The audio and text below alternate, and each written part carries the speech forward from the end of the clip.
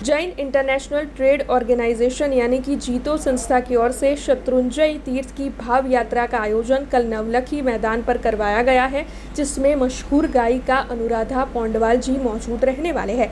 तब इस बारे में आज पत्रकार परिषद का आयोजन कर ज्यादा जानकारी मुहैया करवाई गई है। Jain international trade organisation Vadodara chapter की ओर से शत्रुंजय तीर्थ की भाव यात्रा का आयोजन करवाया गया है। इस भाव यात्रा के जरिए जैन समुदाय में जागृति और एकता का अभूतपूर्व कार्य करवाया जा रहा है।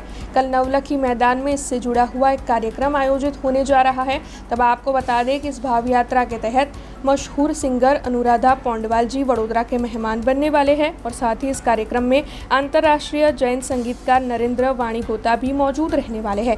ये जो जैन इंटरनेशनल ट्रेड ऑर्गेनाइजेशन यानी कि जीतो संस्था है, वो बीते 16 सालों से जैन समाज के उत्थान के लिए कार्यरत है। इस संस्था की ओर से कई सराहनीय कार्य किए जाते हैं। चेयरमैन पोखराज दोषी और चीफ सेक्रेटरी विमल बोकाड़िया के नेतृत्व के तहत ये संस्था समाज सेवा के कार्य कर रही है। तब आपको बता दें कि नवलखी मैदान पर आयोजित होने वाले भाव यात्रा के कार्यक्रम के बारे में जानकारी देने के लिए ये पत्रकार परिषद बुलाई गई थी। तब पत्रकार परिषद में कन्वीनर बिंदिया शाह, प्रशांत शाह, विजय संघवी, शंकर मेहता और अन्य अग्रणियों ने मौजूद रहकर नवलखी मैदान पर आयोजित होने वाले भाव यात्रा के कार्यक्रम के बारे में ज्यादा जानकारी मुहैया करवाई। अमारू मुख्य आयोजन आवतीकाले वडोदरा शहरनी अंदर नवलखी ग्राउंडनी अंदर अमारो क्षेत्र जे महातीर्थनो एनो भाव यात्रानो बहु मोटो प्रोग्राम है। 8 થી 10,000 लोकोनी संख्यामां अमे एवुं मानीए छीए कि 8 થી 10,000 लोको आवशे अने एनी अंदर अमारे अनुराधा पौरवालजी पण पधारे छे, नरेंद्रभाई वाणीगोता ए बी छे, ए बी पधारवाना छे बॉम्बेथी। अने आ बहु मोटा पाया उपर आ वखतनी लास्ट टाइम जे नवकार महामंत्र जेवो ज आ प्रोग्राम है। अने जे लोको पालिताणामां उमरवाळा होय, न जई सकता होय, दरेक माणस पालिताणा सुधी ना पहोंची शकतो होय तो अहींया बेसीने बधा भाव यात्रा करशे, एमनी अंदर एनो भाव जागे एम।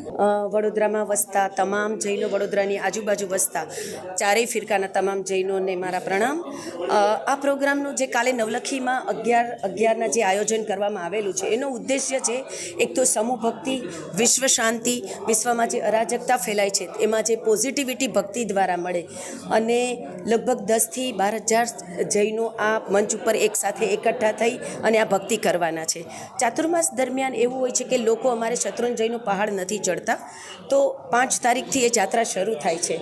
સમહાવ કોઈ કારણોસર અમારે એ વરસાદને કારણે ડિલે કરવાનું આવ્યું, એટલે 11 તારીખે આયોજન કરેલું છે અને બસ બધા જ જૈનો આમાં જોડાઈ અને જે પણ લોકોને ભક્તિભાવ, સમૂહ ભક્તિભાવમાં એક ભાવ છે અને અનુરાધા પૌડવાલને સાંભળવા, એના જે સુરીલા કંઠે જે સાંભળવાનો એક બધાને આહલાદક મોકો છે, એ હું એવું કહીશ વડોદરાવાસીઓને કે આ મોકો ન છોડતા તમામ આ ભક્તિભાવમાં જોડાઈએ અને આ ભક્તિભાવને આપણે યથાર્થ કરીએ। આવતીકાલે હું લોકોને એવું અપીલ કરીશ કે 7 વાગે કાર્યક્રમ શરૂ થઈ જશે।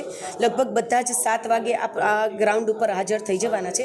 બધા જના માટે ખુરશીની વ્યવસ્થા રાખેલી છે, એટલે કોઈને એની અગવડ ના પડે। અને ખાસ મેસેજ હું એવું આપીશ કે તમામ જે આવનાર લોકો છે, થોડું ઓપન ગ્રાઉન્ડ છે, ઠંડીને કારણે આપ આપના જે ગરમ ક્લોથ છે એ સાથે લઈને આવશો અને ટાઈમસર બધા જ હાજરી આપશો, એવી અમારી જીતો દ્વારા નમ્ર अपील है।